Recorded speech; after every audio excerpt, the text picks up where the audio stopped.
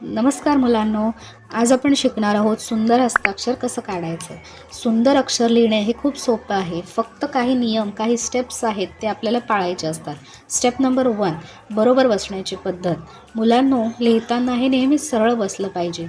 Table, खुर्ची जे काही आपल्याकडे असेल त्याचं योग्य उंचीचं अंतर असलं पाहिजे. काही मुलांना झोपून लिहायची सवय असते, तर ती सुद्धा चुकीची पद्धत आहे. झोपून लिहिल्याने आपलं अक्षर खराब होण्याची शक्यता असते. स्टेप नंबर 2, पेन किंवा पेन्सिल ही कशी धरायची. सगळ्यात पहिल्यांदा जर आपण पेन पकडणार असो किंवा पेन्सिल पकडणार असो तर आपण 3 बोटांची आवश्यकता असते. अंगठा, तर्जनी आणि हे मधलं बोट. अंगठा आणि तर्जनी हे आपण इथे पकडायचं असतं. पेनाचे जे टोक आहे त्याचे 2 बोटं सोडून इथे जे रबर स्टार्ट होतं तिथं आपल्याला पकडायचं आहे आणि हे मधलं जे बोट आहे त्याच्यावरती आपल्याला पेन ठेवायचं आहे. अशा प्रकारे जर आपण पेन्सिल पकडली तर आपलं लिहायला अक्षर खूप सोपं आणि छान जातं. पेन्सिल किंवा पेन हे हळूवार आणि नीट पकडलं पाहिजे. जर जोरात पकडलं तर आपले बोटं दुखण्याची शक्यता असते, प्लस आपलं अक्षरसुद्धा खराब होतं. स्टेप नंबर 2, वही कशी पकडायची. वही ही सरळच पकडायची असं काहीच नाही. वही सरळ पकडल्याने आपल्याला व्यवस्थित लिहिता येत नाही. त्यामुळे आपली वही ही नेहमी अशी तिरकी असली पाहिजे. तिरकं लिहिल्याने आपल्याला व्यवस्थित असं लिहिता येतं. त्यानंतर आहे वहीचा प्रकार.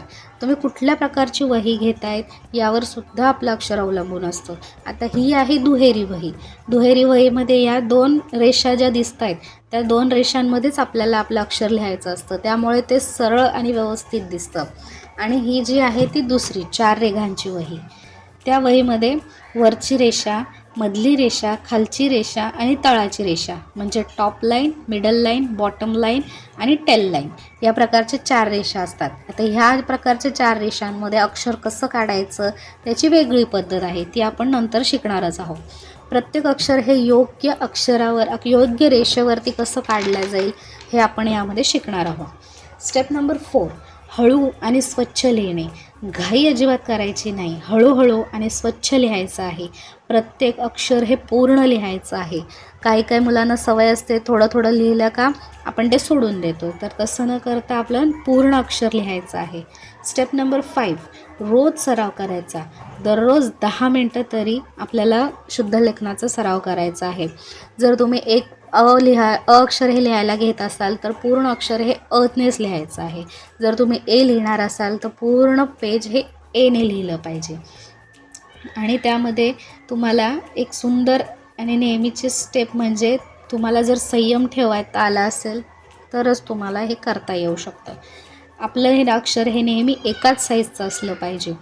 आपल्या अक्षरांमध्ये योग्य अंतर असलं पाहिजे. जर आपल्या अक्षरामध्ये कुठे लांब कुठे कमी जास्त असेल तर आपलं अक्षर खराब होण्याची शक्यता असते. त्यामुळे जर संयम असेल तर सुंदर हस्ताक्षर हे तुम्ही नेहमी काढू शकता. आज आपण शिकणार आहोत की आपण स्ट्रोक कसे काढायचे, कारण ह्या स्ट्रोकमुळेच तुम्हाला अक्षराला वळण देता येतं. तर सगळ्यात पहिल्यांदा आपण बघणार आहोत उभी रेषा. आज आपण दुहेरी वहीचा वापर करणार आहोत आणि त्या वहीमध्ये आपण सगळ्यात पहिला स्ट्रोक शिकणार आहोत उभी रेषा. तर उभी रेषामध्ये तुम्हाला ह्या लाईनपासून ते ह्या लाईनपर्यंत लाईन्स काढायच्या आहेत. एकदम संयमाने आणि हळूहळू तुम्हाला या लाईन्स काढायच्या आहेत. ज्याप्रमाणे तुम्हाला दिसतंय त्याप्रमाणे तुम्ही हळूहळू या लाईन्स काढायच्या आहेत. वरून आणि खाली तुम्ही एकदम हळूवार पद्धतीने या लाईन काढू शकता.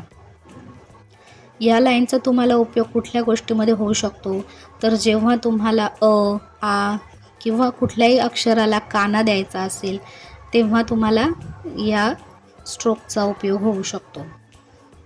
तुम्ही इथं पाहू शकता एकदम हळूवार पद्धतीने आपण हे करणार आहोत. तर हा स्ट्रोक जो आहे तो तुम्हाला अतिशय महत्त्वाचा आहे, कारण काही वेळेला आपल्याला अक्षर जेव्हा आपण काढतो तेव्हा काना मात्रा काढताना एकदम जवळजवळ काना काढला जातो. त्यामुळे आपल्याला या स्ट्रोकचा वापर होऊ शकतो. दुसरा स्ट्रोक आहे आडवी रेषा. तुम्हाला शिरोरेषासुद्धा ह्याला म्हटलं जातं. जेव्हा आपण मराठी अक्षर काढतो तेव्हा त्या मराठी अक्षराला आपण जेव्हा टोपी देतो तेव्हा अशी रेषा काढायला उपयोग होतो. तुम्ही बघू शकता डावीकडून उजवीकडे आपल्याला असा स्ट्रोक न्यायचा आहे. या स्ट्रोकमुळे काय होतं तर तुम्हाला शिरोरेषा देणं हे खूप सोपं पडतं. ह्या रेषांमध्ये नंतर पुढचा स्ट्रोक आहे तशीच, पण फक्त थोडी मोठी रेषा काढायची आपल्याला अशा पद्धतीने. तुम्ही पाहू शकता डावीकडून उजवीकडे जेव्हा आपण अक्षराला शिरोरेषा देतो तेव्हा आपल्याला या स्ट्रोकचा उपयोग होतो. याच्यानंतरचा जो स्ट्रोक आहे तो आहे तिरकी रेषा. आपल्याला ह्या पद्धतीने तिरकी रेषा काढायची आहे. तुम्ही बघू शकता. आता ह्या पद्धतीचा जर स्ट्रोक आहे तो तुम्हाला क्र यासारखे जे रफार असतात त्याच्यासाठी याचा उपयोग होऊ शकतो.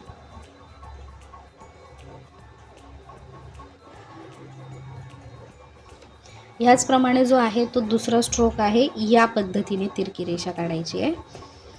तुम्ही बघू शकता या दोन रेषांमधलं अंतरसुद्धा सेम असलं पाहिजे, तेव्हाच आपलं अक्षर हे चांगलं होऊ शकतं. ह्या पद्धतीने आपल्याला काढायचं आहे. वरून खाली रेषा ही पूर्ण रेषा याला टच झाली पाहिजे. ओके. यानंतर आपण पुढचा स्ट्रोक शिकणार आहोत तो आहे गोल, सर्कल. तुम्ही बघू शकता वरची रेषा आणि खालची रेषा याला पूर्ण टच करून हा आपण गोल काढलेला आहे. याचा उपयोग असा होईल का आपल्याला जे पुढचे स्ट्रोक काढायचे आहेत ते स्ट्रोक हे यामध्ये व्यवस्थित काढता येतील. तुम्ही बघू शकता हळूवार पद्धतीने दोन रेषांना जॉईंट करून आपल्याला हा स्ट्रोक काढायचा आहे. नेक्स्ट जो स्ट्रोक आहे तो आहे सी. इंग्लिशमधला जो सी आहे तो स्ट्रोक आपल्याला इथं काढायचा आहे.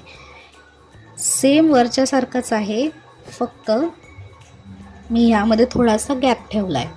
तो जो गॅप आहे तो तुम्ही ठेवला तर मग तुम्हाला अक्षर व्यवस्थित काढता येईल.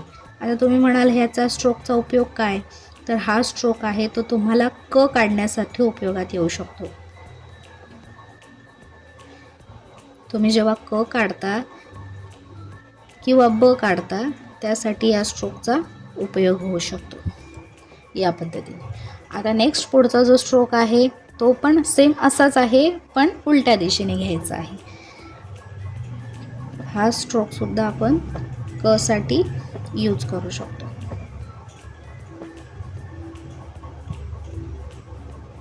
या पद्धतीने वरची रेषा आणि खालची जी रेषा आहे ती त्याला व्यवस्थित जॉईंट केली पाहिजे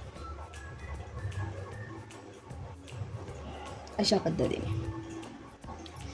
नेक्स्ट जो स्ट्रोक आहे तो आहे यू. इंग्लिशमधला जो यू असतो तोच आपल्याला इथे व्यवस्थित काढून घ्यायचा आहे. वरची रेषा आणि खालची रेषा ह्याला व्यवस्थित असं जॉईंट केला पाहिजे. हा जो स्ट्रोक आहे तो आपण प साठी यूज करू शकतो किंवा फ साठी. ह्याने अक्षराला एकदम छान वळण दिलं जातं. या स्ट्रोकचा जर आपण रोज सराव केला तर हा स्ट्रोकने आपलं अक्षर सुधरू शकतं. आता सेम जो हा स्ट्रोक आहे तोसाच उलटा स्ट्रोक काढायचा आहे अशा पद्धतीने.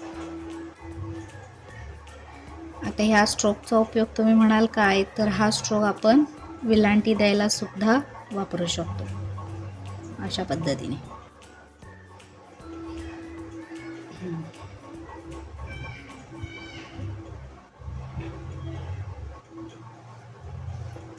नेक्स्ट जो स्ट्रोक आहे तो आहे झिगझॅग लाईनचा स्ट्रोक. आपण हा स्ट्रोक बऱ्याच याच्यामध्ये वापरू शकतो. आपलं अक्षर सुधारण्यासाठी सुद्धा याचा खूप उपयोग होतो अशा पद्धतीने.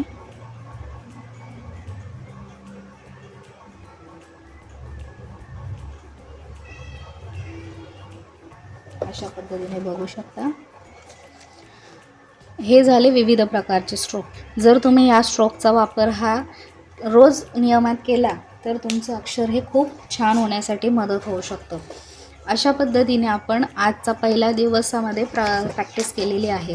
तुम्ही ह्या प्रकारचे जे वर्कशीट्स आहेत ते घेऊ शकता की त्यामुळे आपल्याला स्ट्रोकची प्रॅक्टिस होऊ शकते. हे बघा इथे आहे, हे स्ट्रोक बीसाठी ही वर्कशीट आहे, हे पूर्ण ABCDसाठी वर्कशीट आहे, हे कर्सिव्ह लिपीसाठी वर्कशीट तयार केलेली आहे. हे जे आहे हे सुद्धा ट्रेसिंगसाठी खूप महत्त्वाचं असतं. यामुळे सुद्धा आपल्या अक्षराला छान वळण मिळू शकतं. या प्रकारचे जे काही वर्कशीट्स आहेत ते तुम्ही यूज करू शकता की त्यामुळे तुम्हाला अक्षर सुधारण्यासाठी मदत होते. जर या वर्कशीट्स तुम्हाला हव्या असतील तर मी तुम्हाला नक्कीच देईल आणि या प्रकारे तुम्हाला पुढे कुठल्या प्रकारचं कंटेंट बघायला आवडेल ते मला नक्की सांगा. जर तुम्हाला हा व्हिडिओ आवडला असेल तर लाईक करा, शेअर करा आणि सबस्क्राईब करा. थँक्यू.